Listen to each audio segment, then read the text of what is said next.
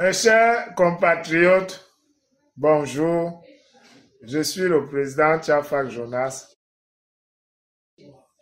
Je vous présente ma mère et mon père derrière là-bas. Les deux photos en haut là. Voilà ma mère et mon père. Voilà. Mon père là-bas, c'est monsieur Tchafak Jean, je porte son nom. Ma mère que vous voyez tout à côté de mon père. Parce que voilà mon père, voilà ma mère. Voilà. Donc ma mère c'est Oise Véronique.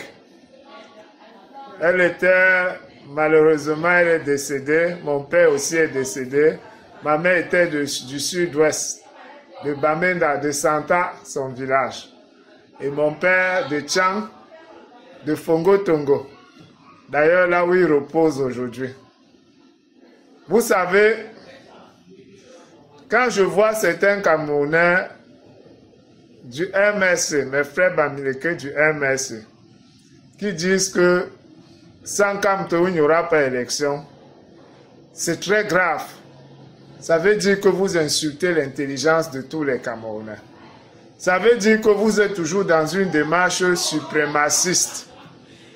Ça voudrait dire que pour vous, vous êtes plus grand que tous les autres Camerounais. Ça voudrait dire que ce que vous reprochez à Paul Biya d'avoir confisqué le pouvoir, vous faites la même chose. Vous êtes dans la confiscation du processus électoral si jamais votre candidat n'est pas là. Parce que vous dites souvent que en dehors de Paul Biya, il ne peut pas avoir un autre candidat dans le RDPC. Mais on serait tenté aussi de vous poser la même question. Qu'en dehors de Kamto dans l'opposition, il n'y a pas un autre candidat sur qui vous pouvez donner vos voix? Non, puisque vous êtes dans une démarche suprémaciste, parce que il faut vous poser les bonnes questions. Pourquoi les autres tribus nous détestent? Pourquoi même au temps d'Ahidjo, Ahidjo nous avait confinés à l'ouest du Cameroun? Pourquoi? C'est à cause de ce comportement suprémaciste. Comment vous pouvez être dans un processus électoral où nous avons un pays qui a 250 ethnies, où il y a les leaders des différentes ethnies qui sont engagés dans ce processus. Et vous dites que votre leader, qui n'a pas été à la hauteur du processus, où tous ses plans ont raté, vous devez pénaliser les autres aussi. Vous devez dire que c'est Kamto qui va apporter l'alternance. Vous présentez Kamto comme le Messie, comme le Sauveur. Mais sachez que même Jésus-Christ, il y a les gens qui ne croient pas en Jésus-Christ. Mais ça ne les empêche pas de bénéficier de la pluie de Dieu et du soleil de Dieu. Dieu ne les exclut pas de la terre. Nous avons les musulmans là-bas qui ne croient pas en Jésus-Christ. Il y a même des gens qui sont des athées, qui ne croient même pas en Dieu. Mais Dieu les laisse vivre. Vous êtes qui pour venir dans un pays dire que si un leader politique qui est de la même aire géographique que vous ne participe pas à un processus électoral et que c'est sa faute même, les autres n'ont pas le droit de participer. C'est pour ça que je demande aux Camerounais, je supplie les Camerounais, je m'appelle monsieur Tchafak Jonas. Ne laissez jamais plus quelqu'un de ma tribu, un Bamileke, être deuxième, même à une élection présidentielle. Ces gens sont dangereux pour un pays. Vous êtes dangereux. Vous devez rester que dans le commerce. N'oubliez pas, hein, aucun Camerounais ne dupe. Nous avons eu un problème au sud-ouest ici. Et on connaît qui sont les organisateurs de ça. D'ailleurs, vous ne vous êtes pas cachés. Ceux qui ont créé la guerre au sud-ouest.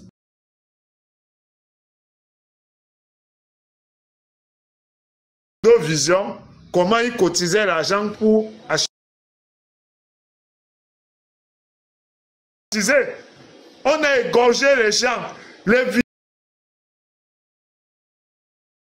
sociaux.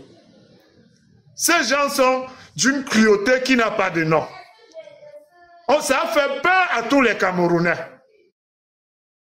Ils ont cotisé l'argent. Vous, les Bamileke du MSC, vous avez le sang. des Camerounais entre vos mains. Et vous avez créé la guerre au sud-ouest en espérant renverser Paul Biya, tout simplement parce que vous voulez le pouvoir pour le pouvoir. Vous ne voulez pas le changement.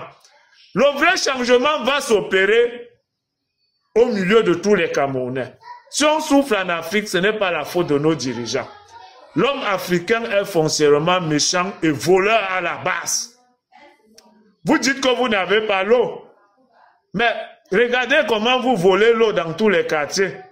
Même les agents SINEC s'arrangent à vous faire voler de l'eau, à vous faire vendre l'eau. Vous croyez que quand vous volez comme ça, là, imaginez que chaque Camerounais, on est 30 millions, vole seulement l'eau de 1000 francs.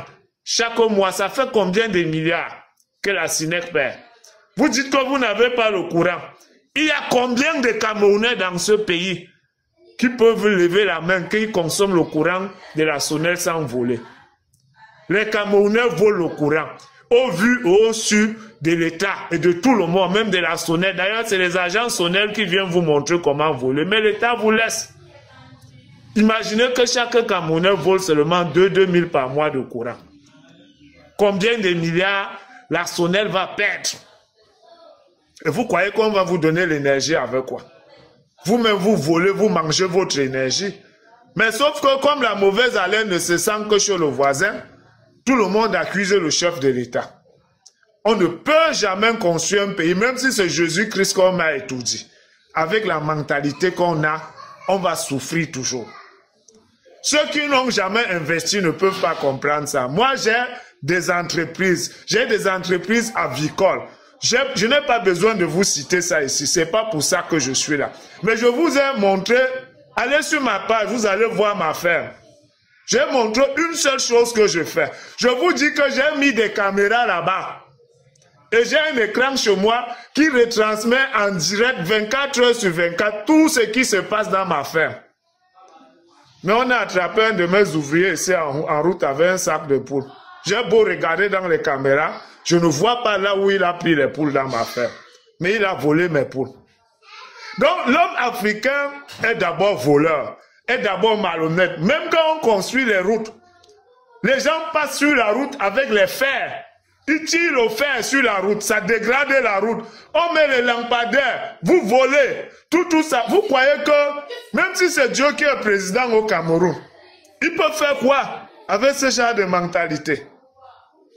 Donc, quand moi je vois un parti politique comme le MRC, qui veut utiliser toutes ces failles, ils sont au courant de ça, pour avoir le pouvoir, pour le pouvoir, et qui sont prêts à marcher sur le sang de tous les Camerounais pour avoir le pouvoir, rien que pour le pouvoir, rien que pour asseoir un peu plus les suprématies sur les autres tribus. Moi, je dis non, on doit se battre avec la dernière énergie pour arrêter ce genre de scénario. Parce que si Paul Biya n'avait pas été le grand homme qu'il est, ce que les militants du MRC ont organisé au sud-ouest là-bas, ça allait embraser tout le Cameroun. Il y a eu des morts. Et on a égorgé les gens là-bas. Ça partait dans tous les sens. Parce que dans leur tête, ils espéraient que la communauté internationale allait se saisir du problème. Et on allait maintenant déstabiliser le Cameroun. Mais grâce à la sagesse de notre chef d'État Paul Biya, il a réussi à contenir cette guerre. Il a maîtrisé la situation. Ce n'est peut-être pas fini, mais cette guerre est au moins à 20% de ce que c'était avant. Et c'est les militants du MRC. Vous allez vous demander pourquoi je parle de Kamto. C'est les militants du MRC avec la complicité de ce Kamto. C'est eux qui ont organisé cette guerre. Ils ont cotisé les armes envoyées pour que les Camerounais s'entretuent entre eux. Parce que pour eux, s'ils n'ont pas le pouvoir, le Cameroun doit disparaître. Mais sauf que ceux qui sont au pouvoir là, ne se sont pas comportés comme vous là pour avoir le pouvoir. Ils n'ont même jamais demandé à avoir le pouvoir. C'est là où vous êtes dangereux. Je dis souvent vous, je devrais dire nous. Mais sauf que moi, j'ai déjà réussi à délocaliser ma façon de penser. Je ne pense pas comme un Bamileke. Je pense comme un Camerounais. Si tu penses comme un Bamileke, you are dead man. Parce que ce qu'ils font là, c'est tout sauf la politique. Ce qu'ils font là, c'est tout sauf le changement. Ce qu'ils font là, ils veulent s'asseoir sur la tête des autres tribus. Ils veulent le Saint Graal du pouvoir, qui est la présidence. Ils se disent, on a l'argent, on a tout, on est les premiers dans les universités, mais il nous manque quelque chose, il nous manque le pouvoir. Et ils vous font croire qu'ils viennent pour vous sauver. Parfois, ils disent même que nous tous, on va souffrir. Comme si avant Kamto, le Cameroun n'existait pas, et après Kamto, le Cameroun ne va pas exister. Comme si c'est lui qui allait venir donner à manger dans nos ménages. Comme s'il allait changer quelque chose. Moi, je les demande toujours dans quel pays en Afrique il y a eu alternance et il y a eu changement. Personne ne me répond. Parce que quand je regarde, je ne vois pas. Donc, ça ne sert à rien de tuer les gens. Je vais dire quelque chose qui va énerver les Ivoiriens. Mais ils vont sauf qu'entendre ça. Voilà en Côte d'Ivoire. Ouattara, avant de prendre le pouvoir, a tué combien de personnes? Lui et Gbagbo. Je vais dire maintenant lui et Gbagbo. Parce que tous les deux sont responsables. Des milliers de personnes. Il a pris le pouvoir. Qu'est-ce qui a changé en Côte d'Ivoire? Qu'est-ce qui a changé? La Côte d'Ivoire est telle comme l'Europe.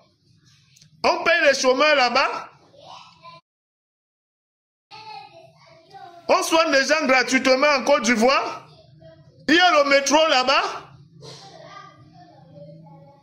Il faut arrêter ça. Il faut arrêter ça, mes frères. Vous avez trop fait. Vous avez le sang des Camerounais entre vos mains. Les calibros qui étaient aux premières lignes pour cotiser l'argent pour envoyer ici pour qu'on tue les gens se sont retirés de votre combat. Mais seulement, il ne faut pas qu'il oublie qu'il a le sang des Camerounais entre ses mains. Les actes que vous posez en Europe là-bas, c'est un peu comme quand deux personnes se battent. Qu'est-ce qu'on fait? Quand tu arrives quelque part et qu'il y a deux personnes qui sont en train de bagarrer, tu fais quoi? Tu sais pas où tu prends la matière, tu donnes à l'autre que coupe l'autre. Deux personnes en train de bagarrer, tu les armes, c'est que c'est toi le vrai criminel. Dans sa tête, quand il voit les gens en train de bagarrer, quel qu'en soit le